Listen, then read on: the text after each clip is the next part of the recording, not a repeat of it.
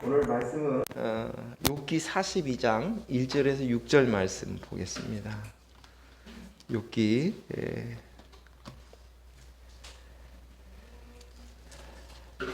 804쪽에 있습니다. 구약 804쪽에 욥기 마지막 장 42장 1절에서 6절 말씀 교독하겠습니다.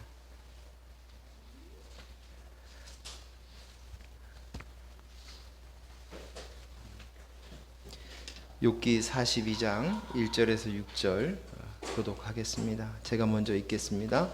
욥이 여호와께 대답하여 이르되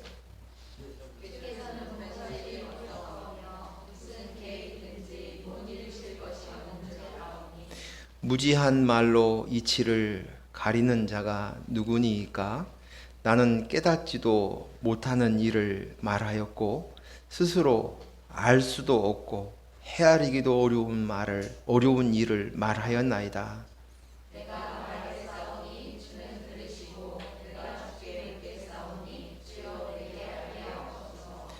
내가 주께 대하여 귀로 듣기만 하였사오나 이제는 눈으로 주를 배움나이다. 그러므로 내가 스스로 거두어 드리고 티끌과 재 가운데서 회개하나이다. 아멘. 우린 지난주에 역대급이라고 예고를 했는데 역대급은 그래도 아니었던 것 같아요. 흰남노 태풍의 위력을 보았습니다. 이번 이 태풍이 이렇게 흰남노가 강력할 수 있었던 것은 우리 지구가 온난화로 인해서 더 심했고 또 앞으로 그런 일이 더 벌어질 수 있다는 이야기였습니다. 태풍 피해가 어마어마해서 많은 사람들이 생명을 잃었습니다. 그리고 뉴스를 보니까 이 명절 기간 동안에도 같이 가족들과 명절을 지낼 수 없었고 수해 복구에 힘써야 되고 어떤 이는 이 한가위에 장례를 치르는 사람들도 있었을 것이라고 생각이 되어집니다. 너무 안타깝고 그리고 그들이 빨리 회복되어지고 이 흰남노 태풍이 얼마나 치명적인지 마음이 아프고 그렇습니다. 그 흰남노는 그 14개의 나라에서 10개의 그 이름을 추천을 해서 보내주면 그러면 순서대로 이렇게 태풍의 이름이 정해진다고 합니다. 그래서 라오스에 있는 흰남노 국립보호구역이 있는데 그 흰남노를 그대로 사용해서 그렇습니다. 우리나라 같은 경우에는 동식물, 식물 이야기들, 곤충 이름들, 그래서 잘 알고 있는 매미, 이게 우리나라에서 한 태풍 이름입니다. 이 태풍이 강력해가지고 너무 심각한 피해를 주게 되면 그러면 이제 태풍 이름을 정하는 그곳에서 그 이름이 강력하고 유세를 떨었던 그 태풍의 이름은 삭제를 한다고 합니다. 그래서 다시는 그런 태풍이 피해를 주지 않기를 바라는 마음에서 태풍을 기억 속에 그 이름 한 번으로 지워버리는 일을 한다고 합니다. 태풍은 정말 힘듭니다. 이번에도 3등급이었다고 하는데 그 태풍이 올까봐 마음이 좀 아쉽고 그리고 또 슬프고 그리고 그 참담한 모습들을 보면서 저 사람들 얼마나 힘들었을까 그런 생각을 하다가 제가 그 태풍을 보면서 제 마음속에 흰남노 태풍을 보면서 하나님의 주신 은혜들을 생각해 보았습니다. 태풍 하면 무섭고 걱정이 되고 또 염려가 앞서지만 태풍을 예고할 때 그 태풍에 대한 공포 때문에 마치 그 놀이기구를 탈 때 청룡기차 알죠? 쭉 높이까지 올라가 막상 떨어질 때의 그 공포보다도 그 올라갈 때의 그 공포, 서늘함 그런 것들이 있었던 것 같아요. 이번에도 전국의 모든 나라가 그렇게 두려움에 떨면서 공포 속에서 보냈었던 것 같습니다. 하지만 이 태풍은 하나님이 허락하여 주신 것입니다. 하나님께서 이 태풍을 허락해 주셨다면, 그렇다면 분명히 이 태풍을 통해서도 하나님께서 우리에게 유익을 주시기 위한 것이라는 것은 자명한 것이에요. 자명한 것이에요. 그래서 오늘 이 하나님께서 이런 우리에게 주시는 태풍을 보면서 우리에게 주신 유익이 무엇인가, 그것들을 생각해 보려고 합니다.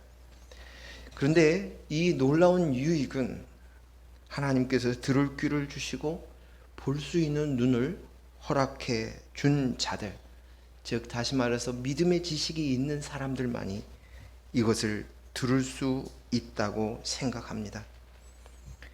그래야 이 들을 수 있는 자들이 비로소 하나님의 나라에 사는 것이고 왕이신 하나님의 음성을 듣는 하나님의 백성이 되는 것입니다.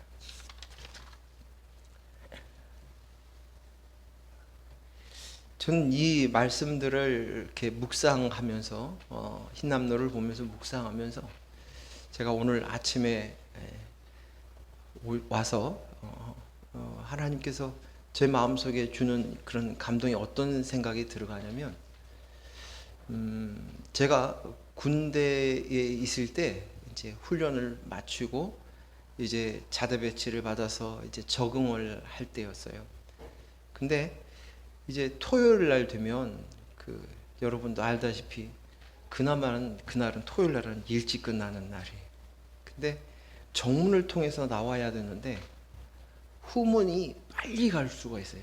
빨리 퇴근하고 싶어서 경비 쓰는 친구들한테 사인을 하고 안 보는 사이에 문을 살짝 열어주면 그 사이로 쭉 빠져나옵니다.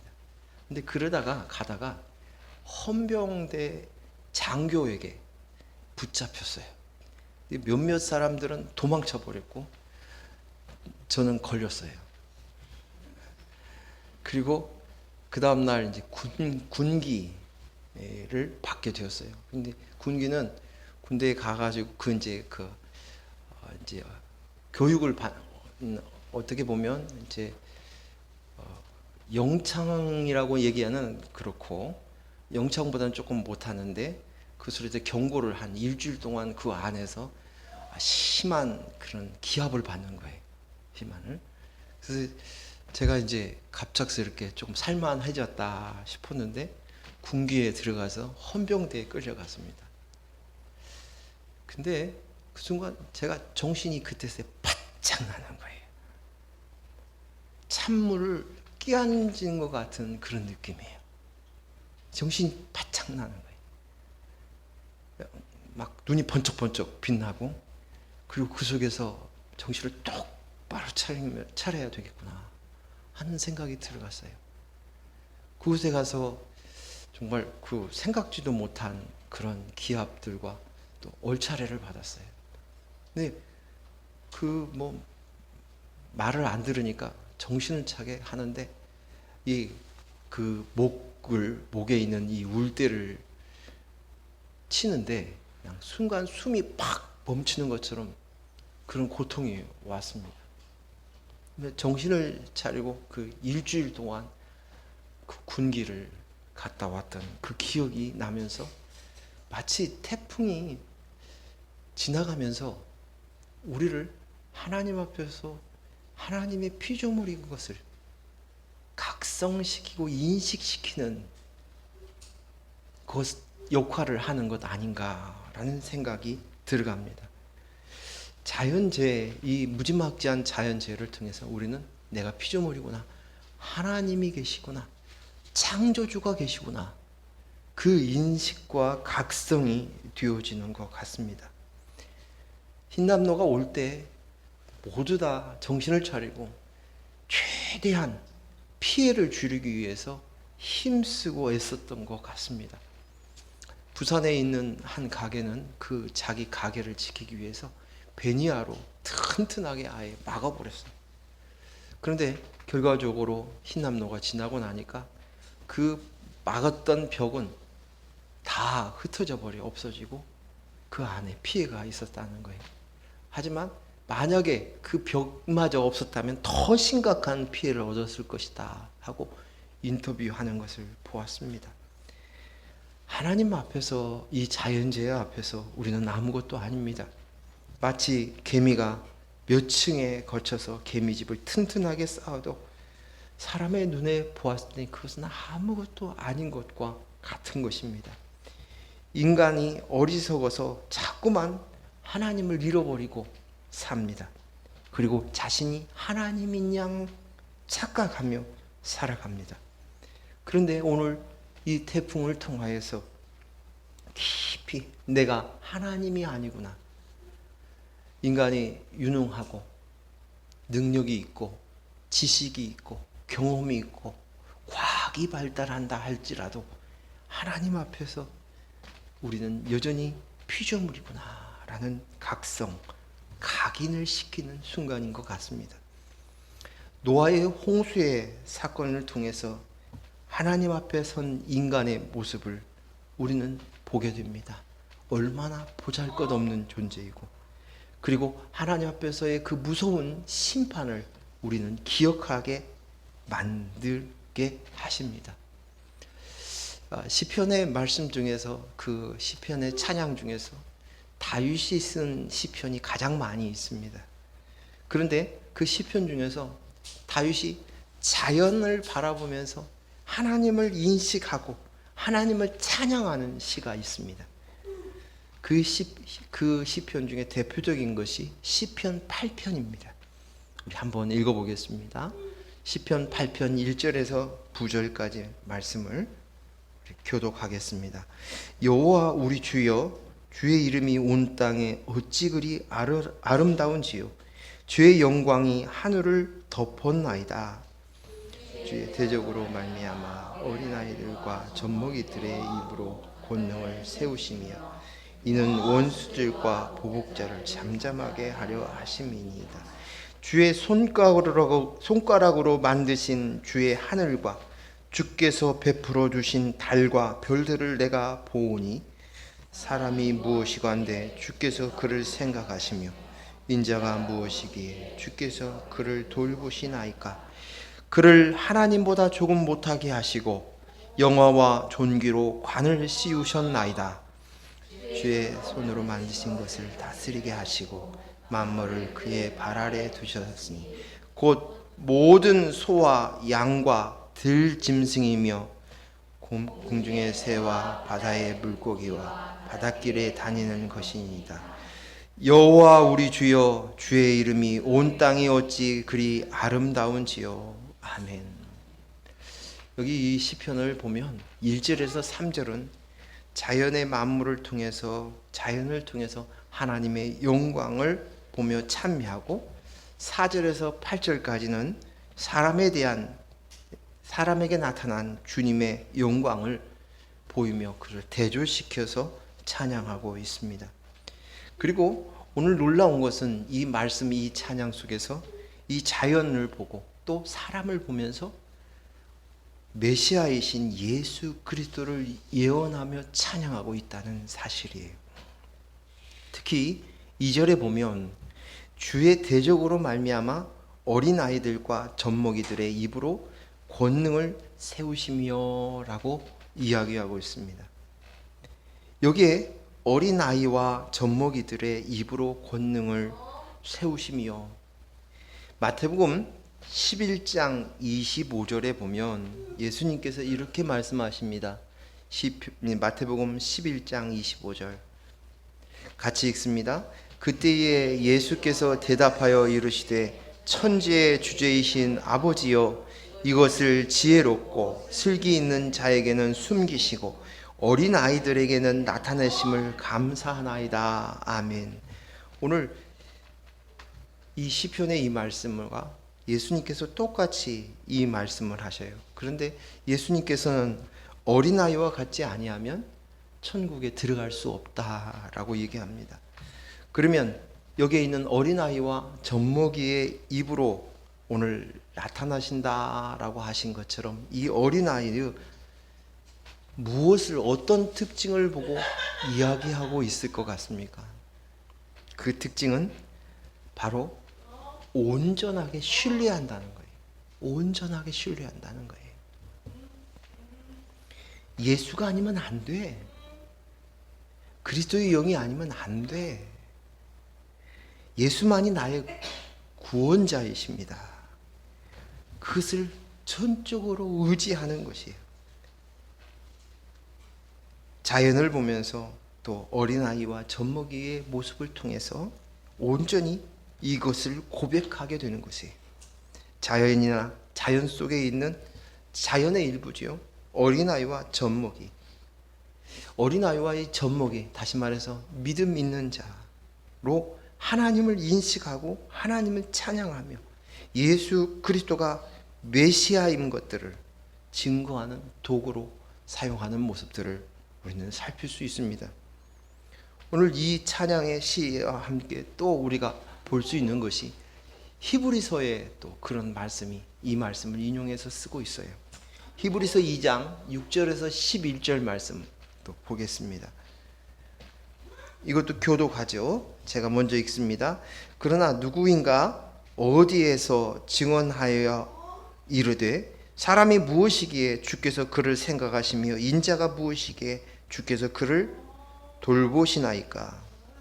그를 잠시 동안 천사보다 못하게 하시며 영광과 존귀의 관을 씌우시며 8절 만물을 그 발 아래 복종하게 하셨나이다 느니라 하였으니 만물로 그에게 복종하게 하셨은즉 복종하지 않는 것이 하나도 없어야 하겠으나 지금 우리가 만물이 아직 그에게 복종하고 있는 것을 보지 못하고 오직 우리가 천사보다 잠시 동안 못하게 하심을 입은 자 곧 죽음의 고난 받으심으로 말미암아 영광과 존귀의 관을 쓰신 예수를 보니 이를 행하신 하나님의 은혜로 말미암아 모든 사람을 위하여 죽음을 맛보려 하심이라. 10절 그러므로 만물이 그를 위하고 또한 그로 말미암은 이가 많은 이들 이끌어 영광에 들어가게 하시는 일에 그들의 구원의 창시자를 고난을 통하여 완전하게 하심이 합당하도다. 같이 읽습니다. 거룩하게 하시는 이와 거룩하게 함을 입은 자들이 다 한 근원에서 난지라. 그러므로 형제라 부르시기를 부끄러워하지 아니하시고. 아멘. 오늘 이 말씀의 핵심이 뭐냐면 죽음의 예수님께서 죽음의 고난을 받으심으로 말미암아 영광과 존귀의 관을 쓰셨다고 말씀합니다. 자연의 만물 속에서 하나님을 발견하고 예수 그리스도의 구원을 노래하고 있는 말씀입니다. 특히 오늘 읽었던 이 말씀 속에서 10절 11절 말씀 만물이 그를 위하고 또한 그로 말미암은 이가 많은 이들을 즉 여기에서 말하는 하나님이 만물을 창조하시고 지배하시는 분이 많은 이들 아들들을 저와 여러분들이죠. 들을 영광에 들어가게 하시기 위해서 예수 그리스도가 고난을 받으셨다 말씀하십니다. 그리고 11절에서 그래서 예수와 우리가 거룩하게 하신 이유 거룩하게 함을 입은 자들이 한 근원에서 난지라. 한 근원에서 났다. 이 한 근원이 무엇입니까? 예수 그리스도로 인해서 한 근원. 그것은 바로 하나님의 영, 그리스도의 영, 성령. 이 한 근원이 한 뿌리. 근데 예수님에게 있었던 그 그리스도의 영과 우리가 같은 근원이 된 거예요. 같아지는 거예요. 그래서 오늘 뭐라고 얘기합니까? 11절에서 형제다라고 부릅니다. 한 근원에서 난 자와 그러므로 형제라 부르시기를 부끄러워하지 아니하시고 라고 말씀하십니다. 이 형제다 이 말씀은 예수님께서 십자가에 못 박혀 죽으실 때 마리아를 데리고 와서 어머니입니다 라고 형제입니다 라고 얘기했을 때 예수님이 이런 말씀을 하셔요. 육신의 부모를 형제라 자매하는 그것이 아니라 마태복음 12장 50절에서 누구든지 하늘에 계신 내 아버지의 뜻대로 하는 자가 내 형제요 자매요 어머니라 하시더라 라고 얘기하십니다. 이 말씀, 내 아버지의 뜻대로 하는 자가 누구입니까? 내 아버지의 뜻대로 하는 것, 아버지의 하신 말씀대로 그대로 되어진 그것이 좋았더라, 좋은 것, 선한 것, 그것이 이루어진 것, 아버지의 뜻이 가장 원하시는 그것이 뭐예요? 그것은 우리가 하나님을 잘 믿는 거예요? 하나님의 율법을 잘 지키는 거예요? 내가 착하게 바르게 사는 것이에요? 정직하게 사는 것이에요? 도덕과 윤리적으로는 죄를 짓지 않는 것이요? 그것이 아니에요. 예수님께서 십자가에 못 박혀 죽으시면서 간절하게 얘기한 하나님의 뜻이 이루어져야 된다는 거죠. 예수님이 십자가에 못 박혀 죽으시는 목적이 바로 그것이었어요. 그 목적은 뭐냐? 하나님이 명령하셔서 그것을 하셨다고요? 아니에요. 율법을 지키기 위해서 그것이 아니에요. 그 안에 하나님의 뜻인 그리스도의 용으로 우리의 인간이, 저와 여러분이 하나님의 구원받기로 작정된 우리들이 한 군원이 되게 하기 위함이, 이것이 하나님의 뜻이에요. 우리의 죄를 예수님께서 내가 되셔서 내 죄를 짊어지시고 대신 십자가에 못 박혀 죽으셨어요. 이것이 우리를 깨끗하게 하는 거예요. 우리는 그릇이에요. 근데 그 그릇을 깨끗하게 씻으신 거예요. 그동안 내가 나야 하며 하나님 노릇하며 살았던 그릇, 그곳에 나로 사실은 사단과 마귀를 섬기며 살았던 나, 그것을 깨끗이 그 죄를 씻어내신 거예요. 그리고 그 죄를 씻어내고 난 이후에 이제는 예수님이 가지고 계셨던 그 그리스도의 영, 성령, 하나님의 영을 그것에 부었어요. 이것이 바로 하나님 보시기에 그대로 이루어진 창조의 모습인 거예요. 그것을 하나님이 원하시는 것, 하나님의 뜻대로 이루어지는 것, 지켜지는 것, 이것이 되어졌어요. 이것으로 되어지는 그것이 하나님과 예수 그리스도와 우리가 한 DNA를 가진 거예요. 하나님의 같은 영적 DNA를 가진 거예요. 한 뿌리를 가지고 한 근원을 가진 한 피 받은 형제다. 이 말씀을 해주시는 것이 처음에 봤던 다윗의 시편 8편의 2절의 말씀도 우리가 눈여겨봐야 합니다. 시편 8편 2절 우리 같이 한번 읽습니다. 시작. 주의 대적으로 말미암아 어린아이들과 젖먹이들의 입으로 권능을 세우시며 이 원수들과 보복자들을 잠잠하게 하려 하심이니이다. 아멘. 지금 오늘 자연을 통해서 얘기하시는데 여기서 우리가 아까 어린아이와 젖먹이의 입으로 이 말씀을 하시고 난 이후에 뭐냐면 원수들과 보복자를 잠잠하게 하려 하십니다 라고 얘기합니다. 여기에서 원수와 보복자가 누구일까요? 원수와 보복자가 누구일까요? 누구를 상징하고 있을까요? 다윗을 괴롭히고 이스라엘을 침략하고 못살게 구는 그들이 원수일까요? 아니면 내 인생을 못살게 구는 사람, 언젠가 그 TV에서 그 어르신들이 나와서 재밌는 프로그램을 했었죠. 근데 이제 할머니 할아버지가 그 편말을 들고 있으면 설명을 하는 거예요. 설명으로 맞추는 거예요. 그러니까 뭐라고 써있냐, 남편 할아버지 이렇게 얘기를 한, 그 남편이라고 했는지 할아버지라고 했는지 그래서 써놓으니까 할머니가 하는 얘기가 뭐라고 하냐면 왼수 그러는 거예요. 혹시 그 왼수입니까? 그 왼수를 얘기하는 건가요? 내 말대로 내 속만 썩이고 내가 원하는 대로 되지 않는 그 자식이 내 왼수입니까? 아닙니다. 여기서 말하는 원수, 그 원수는 바로 나입니다. 내가 나야 하고 내가 하나님 노릇하고 있는 내가 바로 원수라는 거예요.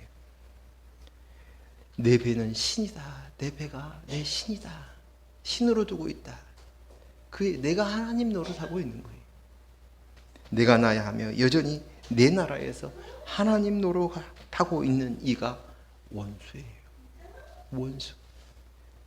그리고 그 배후가 사단이에요. 대적하는 자들, 보복하는 자들. 그것이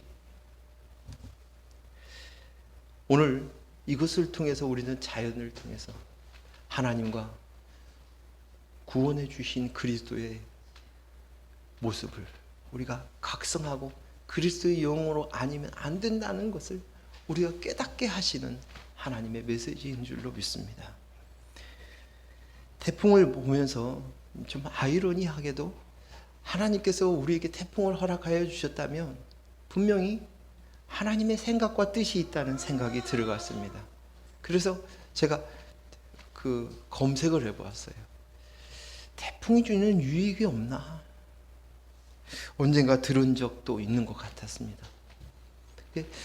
많은 기상학자들이 태풍은 없어서는 안 될 것이다. 큰 피해를 받은 사람들 앞에서 그런 이야기를 하면 정말 그런 얘기를 할 수 없는 얘기죠. 하지만 놀랍게도 과학자들은 우리 인류에게는 태풍이 꼭 필요하다는 것이에요. 그 태풍의 유익의 이유들을 몇 가지를 정리해 본다면, 첫 번째는 가뭄을 해결해 주는 유익이 있답니다. 폭염으로 인해서 농작물을 타들어가는 그 불볕으로부터 대지를 식혀 주어서 농사를 짓게 하는, 가뭄을 해결할 수 있는 탁월한 효과가 바로 태풍이라는 거예요. 태풍으로 인해서 농작물들이 뽑혀 나가기도 하고 농사를 망쳤다고 얘기하는데, 가뭄으로 들어가는 것들은 해결할 방법이 없어요. 그런데 그 문제를 해결할 수 있는 것이 그것이란 태풍이라는 것이. 두 번째는 대기를 정화시키는 역할을 합니다. 그래서 태풍은 인류가 만들 수 없는 초대형 공기 청정기와 같다라고 얘기합니다. 대기 중에 미세먼지, 초미세먼지가 대기 중에 있는데 그 태풍이 그것을 쓸고 가면서 비를 내립니다. 근데 그 비를 내리면서 대기 중에 있는 이산화황, 이산화질소들이 그 비를 맞으면서 녹아내린다는 것이, 땅으로 내려오는, 대지로 내려온다는 거예요. 그래서 정화에 탁월한 효과가 있습니다. 그래서 우리가 알듯이 태풍이 지나고 난 후에 하늘은 유난히 맑습니다. 세 번째는 바다의 대류 현상으로 많은 영양분과 산소 공급이 되어서 해수의 전체를 섞어주는 턴오버 역할을 한다는 것입니다. 집치만한 해위를 바다 깊은 곳까지 산소를 공급해주고, 그 산소를 공급해줘서 바다의 용존 산소량을 증가시켜 줍니다. 그 결과로 해조류하고 플랑크톤 어류들이 전체들이 영양분과 산소를 공급받습니다. 그리고 이 태풍을 통해서 용승작용이 일어나는데, 용승작용은 뭐냐면 아랫물이 위로 솟구쳐 올라오는 것이 용승작용입니다. 근데 이것으로 인해서 공급된 플랑크톤을 먹으려고 많은 물고기들이 몰려들어서 물고기들이 많이 잡히고 또 바다가 깨끗해지는 것은 물론이거니와 바다에서 계속 물이 그렇게 증발하게 되지 않습니까? 뜨거우니까. 그 증발하게 되면 바다의 염도가 계속 높아지는데, 이 태풍으로 인하여서 그 바다의 염도를 맞추어 균형을 이루게 한다는 것입니다. 네 번째는 요즘 점점 더 심각해지고 있는 적조를 해결할 수 있는 유일한 방법이 태풍이랍니다. 다섯 번째는 지구는 이렇게 돌아가는데 태풍이 주로 만들어지는 것이 저유도에서 만듭니다. 적도 근방에서 만들어지는 것이. 근데 이번에는 아주 지구 온난화로 인해서 적도에서 한 15도 선인데 더 앞에서 만들어졌다고 얘기합니다. 그런데 이 태풍으로 인해서 적도 지역은 뜨거운 열로 인해서 뜨거워지고 있고, 고위도에 있는 그 지역에서는 더 반대로 차가운 공기로 인해서 춥다는 거예요. 한데 이것으로 인해서 지구의 고열을 북쪽으로 고유도로 올려보내서 지구의 온도를 맞춘다는 거예요. 온도를 순환하게 만들어서 그렇다는 것입니다. 이 상황을 이렇게 보면 이것은 우리가 상상할 수 없는 엄청난 유익이 있다는 것이, 지구가 스스로 유지하고 보수하고 하는 작업이 태풍이라는 것이에요. 청소하는 작업이 그렇다는 것이. 학자들이 2002년에서 2007년 6년 동안 17개의 태풍을 가지고 직접적인, 금액적으로 경제적으로 추산할 수 없는 엄청난 효과가 있지만 사람에게 직접적으로 바로 효과를 줄 수 있는 경제적 유익이 얼마나 했더니 태풍 한 개당 8천억 이상의 유익을 준다는 거예요. 그 태풍에 이로 인해서 수자원이 확보되는 것이 7,100억, 대기 오염을 제거하는데 918억, 적조 해소를 시키는 게 31억, 이 정도라는 것이죠. 이 정도. 이런 걸 보면 하나님께서 저희에게 허락하신 이 태풍의 위력이 너무 치명적이긴 하지만 이것으로 인하여서 하나님께서 끼치는 우리의 유익은 이루 말할 수 없다는 것입니다.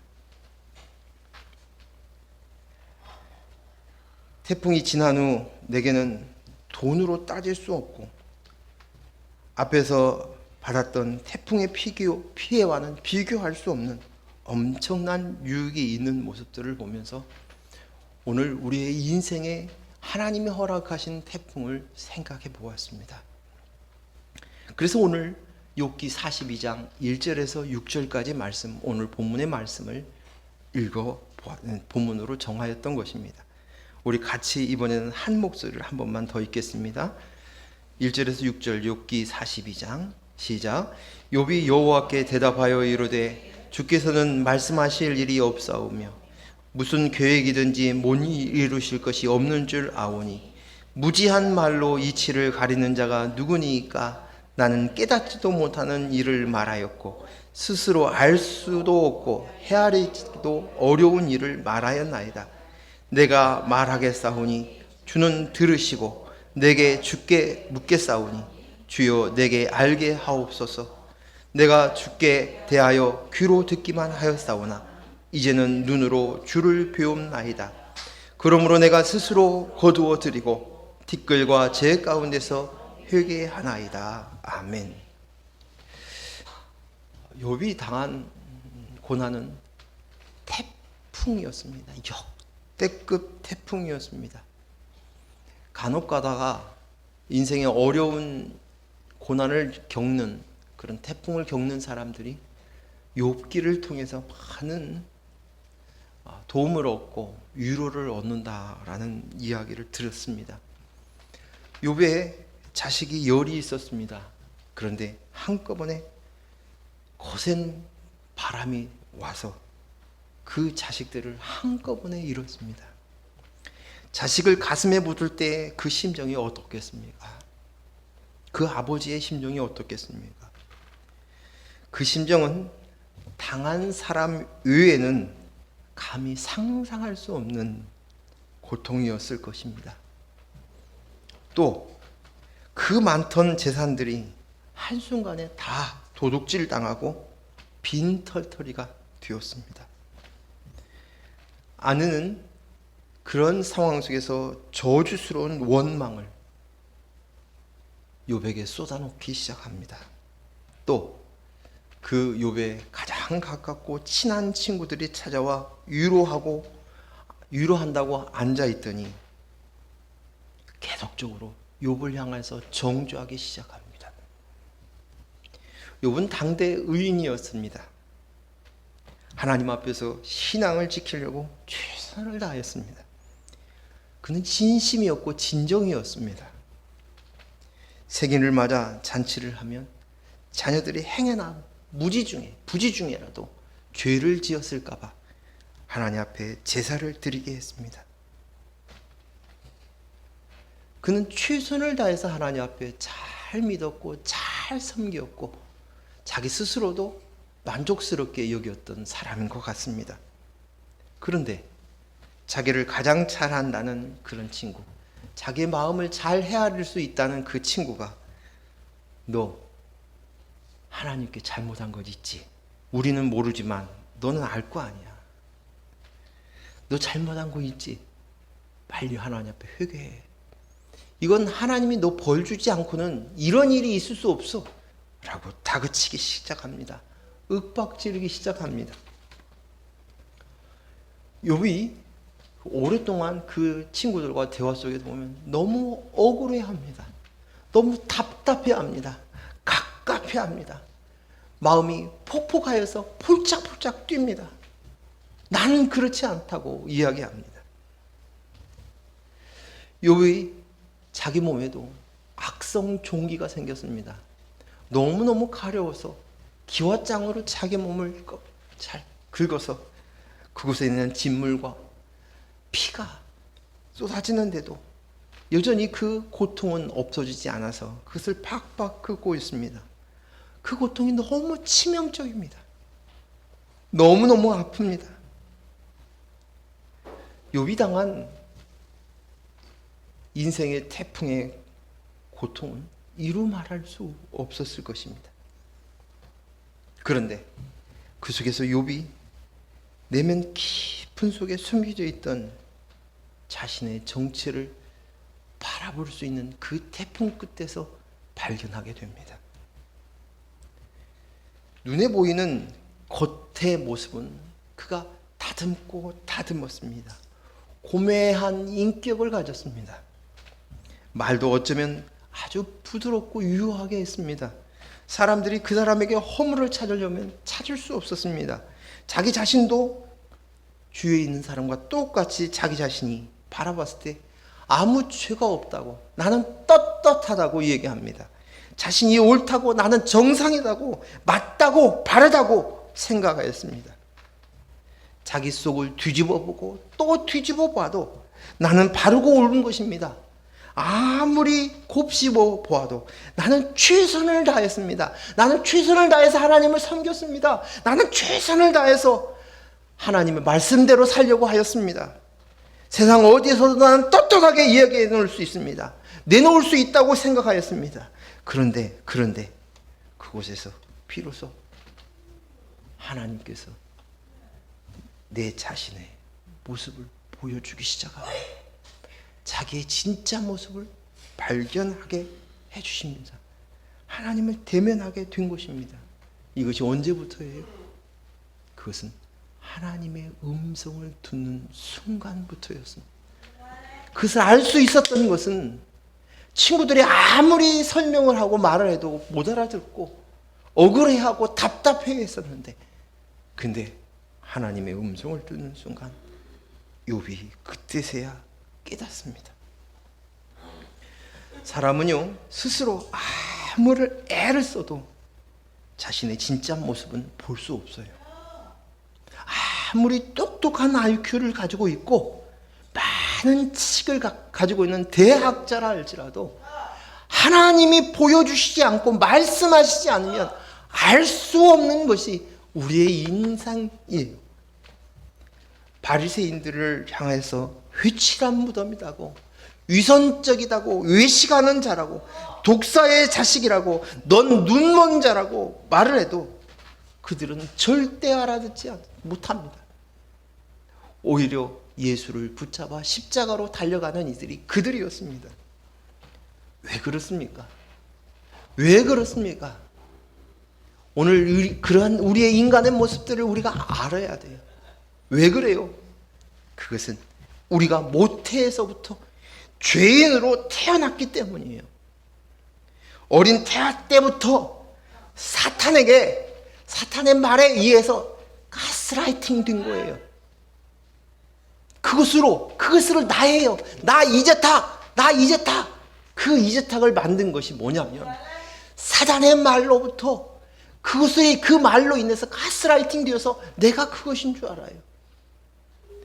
TV에서 PD 수첩에 돌나라라는 사이비 교주가 나와 있는데 그곳에 보니까 어린아이들이 기도를 하는데 말로 할 수 없는 추악한 욕을 하면서 저주를 하면서 기도를 하는 거예요. 그 아이들이 그 말 자체를, 그것을 가르치는 것 자체가 폭력이라는 거예요. 폭력이. 근데 그것을 하고 있는, 그렇게 할 수 있었던 것이 무엇이에요? 북한에서 어린아이들이, 아무것도 모르는 아이들이 어려서부터 교육되어진 것. 아버지 수령님을 위해서. 아버지 코로나 때 아프셨다는 얘기를 듣고 여자가 나와서 엉엉 울면서 우리 위대한 지도자께서 아프셨다고. 모두 다 이 거짓 안에 노예가 된 거예요. 인생이 어머니 아버지의 뱃속에서부터 사단이 심겨준 생각으로부터 사단이 주어졌던 가치관과 세계관을 통해서 나를 만든 거예요. 내가 된 거예요. 나 이제탁이 된 거예요. 내 속에서 스스로 나도 하나님처럼 될 수 있어. 너는 하나님처럼 내가 나야 하며 살 수 있어. 가르치고 인본으로 가득 채워놨습니다. 스스로는 결단코 할 수 없어요. 스스로는 결단코 볼 수 없어요. 오직 들을 수 있는 자, 그것은 하나님께서 귀를 허락한 자, 눈을 뜨게 허락한 자만이 들을 수 있고 볼 수 있습니다.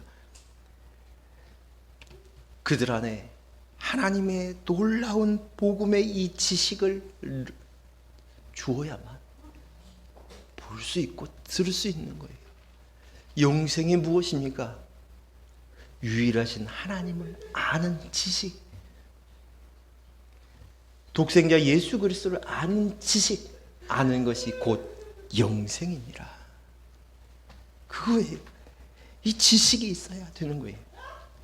하나님이 음성을 들려주셔야만, 빛을 비춰주셔야만 인본인 내 모습, 흑인 내 모습을 깨닫고 비로소 회개할 수 있는 것입니다. 하나님의 이 작업은 인생의 태풍을 돌려서 흔들어 놓으시고 내 속 깊이 감추어 있는 것을 흔들어서 내서 더럽고 추한 인본의 죄악을 끌어올립니다. 잔잔한 물 속에 있으면 맑은 물인 것 같지만 이 속을 흔들어 놓으면 그 속에 잠겨져 있었던 더러운 것들이 들춰내 정체를 드러내는 것과 마찬가지입니다. 욥기 38장 1절에서 7절 말씀 보겠습니다. 하나님께서 욥에게 첫 번째 음성을 들려주시는 장면입니다. 우리 같이 읽겠습니다. 시작. 그때에 여호와께서 폭풍우 가운데서 욥에게 말씀하여 이르시되 무지한 말로 생각을 어둡게 하는 자가 누구냐? 너는 대장부처럼 허리를 묶고 내가 너에게 묻는 것을 대답할지니라. 내가 땅에 기초를 놓을 때에 내가 어디 있었느냐? 내가 깨달아 알았거든 말할지니라. 누가 그것으로 도량법을 정하였는지, 누가 그 줄을 그것 위에 띄웠는지 내가 아느냐? 그것의 주추를 무엇 위에 세웠으며 그 모퉁이 돌을 누가 놓았느냐? 그때의 새벽별들이 기뻐하며 하나님의 아들들이 다 기뻐 소리를 질렀느니라. 하나님의 음성을 들려주자 욥이 비로소 고꾸라집니다. 자기 입을 막습니다. 자신의 무지함을 고백합니다. 내가 하나님의 지식을 알지 못했습니다.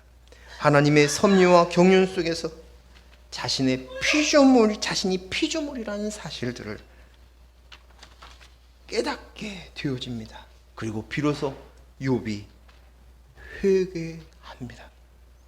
6절에 그러므로 내가 스스로 거둬들이고 티끌과 재 가운데서 회개하나이다. 이스라엘 백성은 극한 슬픔을 당하거나 또 깊은 회개를 할 때 티끌과 재를 뿌리며 합니다. 그 티끌과 재는 인간이 바로 티끌입니다. 내가 바로 티끌입니다. 내가 재입니다.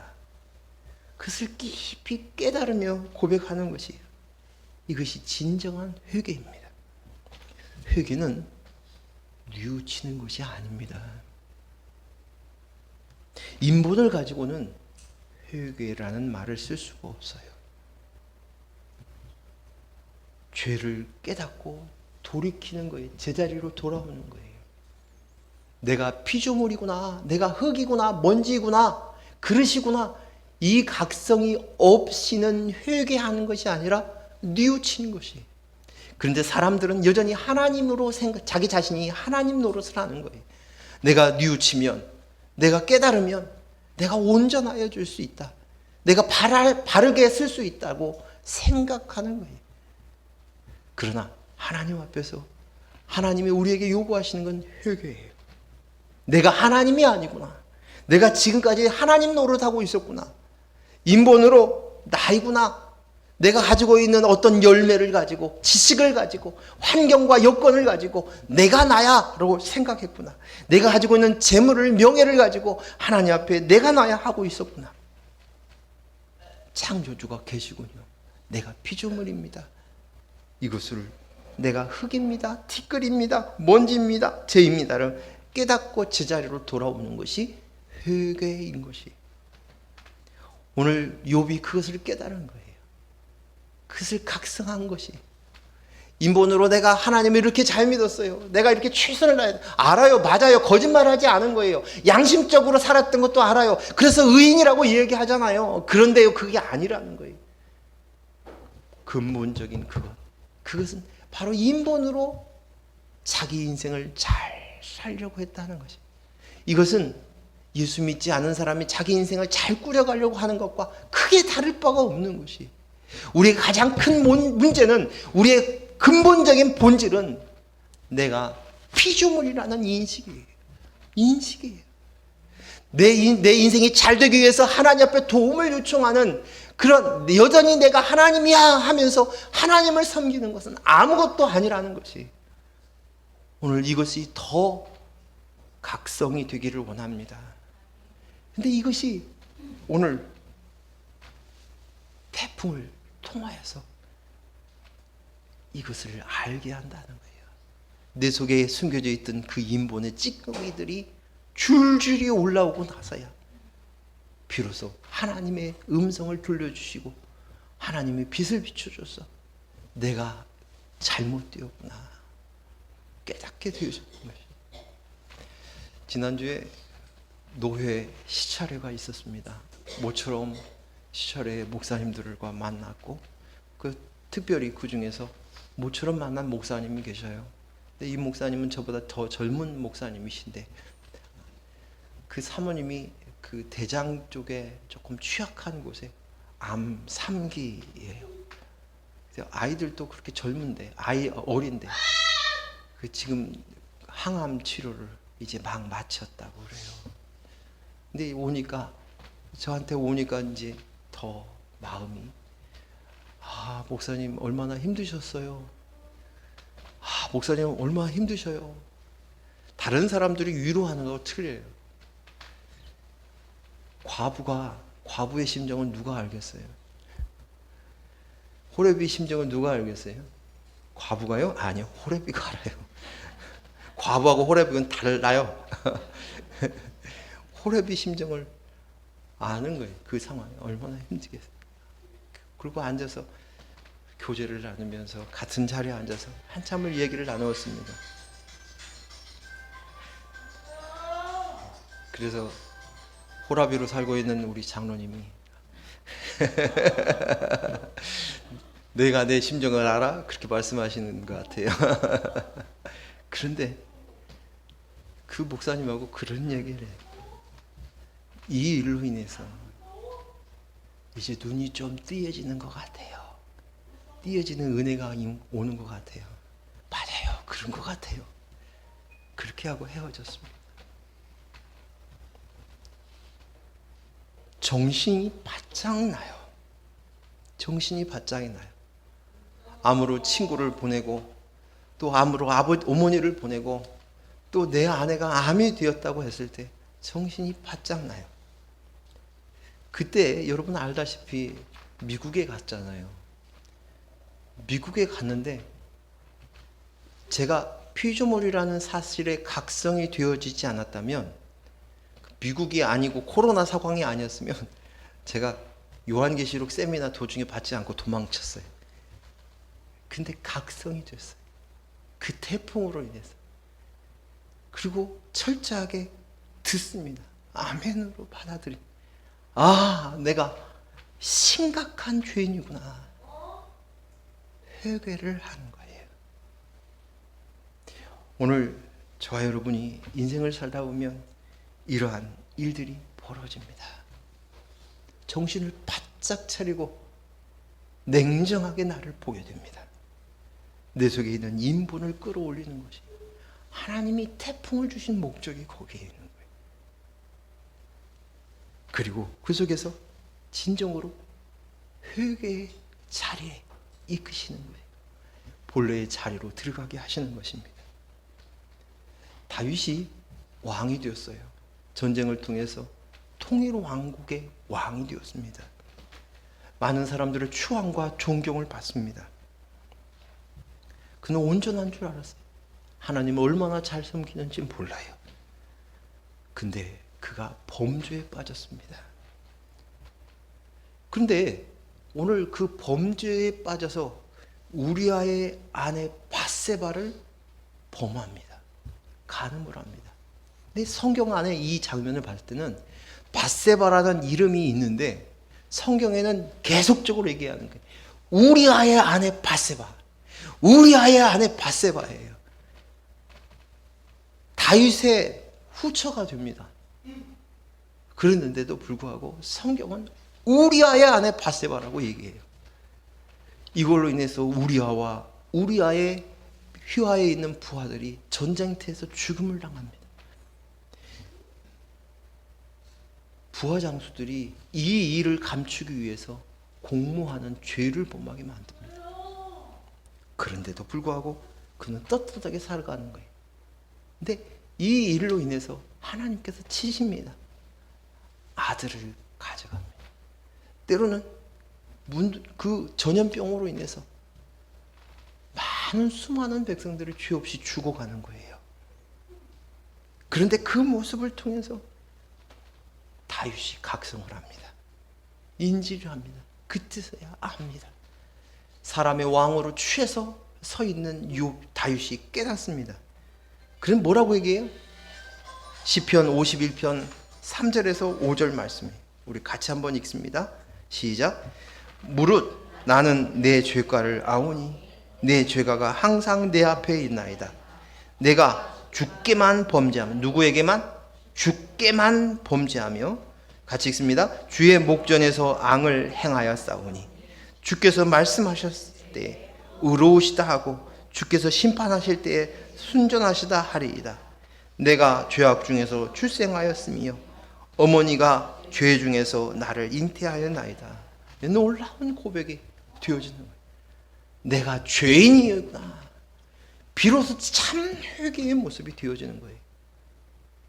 뉘우치고 잘못했습니다. 그 각성이 아니라 피조물이구나.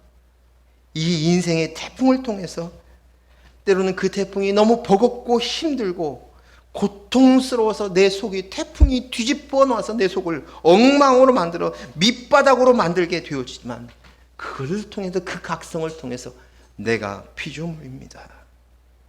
하나님의 음성을 듣게 됩니다. 그래서 그것은 은혜의 시간입니다. 오직 그리스도의 영이 나입니다로만 되게 하시는 것입니다. 깨닫게 해주시는 것입니다. 이것이 온전한 회개입니다. 하나님이 아브라함에게 독자 이삭을 바치라고 합니다. 아브라함은 태풍입니다. 자기 목숨보다도 생명보다도 귀한 이삭 독자를 바치라는 것입니다. 그런데 그 사건을 통해서 어떻게 깨닫게 하십니까? 그 태풍 앞에서 어린 양 되신 예수 그리스도로 인해서 너가 대신하여 십자가에 못 박혀 죽으심으로 너를 깨끗하게 된다는 것이, 이삭의 사람의 피로 그것을 대가할 수 없다는 것을 가르쳐 주십니다. 왜 이런 일이 나에게 일어났습니까? 하던 것이 이제는 오직 그리스도의 영이 나입니다 라는 것을 깨닫게 해주시는 것입니다. 사랑하는 귀한 성도 여러분, 오늘 우리는 인생의 태풍을 맞을 때가 있습니다. 그러나 그 태풍을 주신 것은 하나님께서 우리를 각성시키게 하기 위함인 줄로 믿습니다. 오늘도 각성하고 내일도 각성해서 내가 순간 또 잊어버리고 하나님 노릇하려고, 내가 하나님을 잘 섬기려고, 내가 괜찮은 내가 되게 하기 위해서 내가 생각하던 이 땅 안에 있는 나의 연장선인 그 자녀들을 통해서 무엇인가 내 뜻대로 잘 되어지면 잘 사는 줄 알고 살고 있는 우리를 각성시키게 하기 위해서 이렇게 인생의 태풍을 허락하실 수 있다는 사실입니다.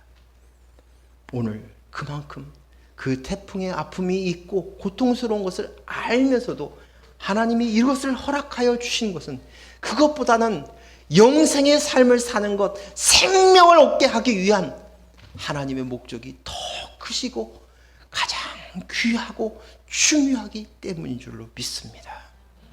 오늘 인생의 태풍 가운데서 그리스도의 영으로 나입니다로 온전하게 쓸 수 있는 저와 여러분이 되기를 소원합니다. 기도하겠습니다. 하나님 아버지 감사합니다. 오늘 주신 말씀을 통해서 더 정신을 똑바로 차릴 수 있도록 허락하여 주시옵기를 원합니다. 입으로는 주여 주여 하며 또 그리스도의 영이 나입니다로 되뇌이면서도 한순간 또다시 내가 인본으로 쓰려고 하고 하나님 앞에 사람 앞에서 인정받으려고 하고 내 뜻대로 되어질 때 나는 좋다 잘하고 있다고 망각하고 착각하며 살며 인본으로 하나님 노릇하는 순간들이 얼마나 많았는지를 우리가 더 깊이 알아서 사도 바울 선생님이 매일매일 각성하였던 것처럼 나는 오늘도 죽습니다. 나는 매일 죽습니다.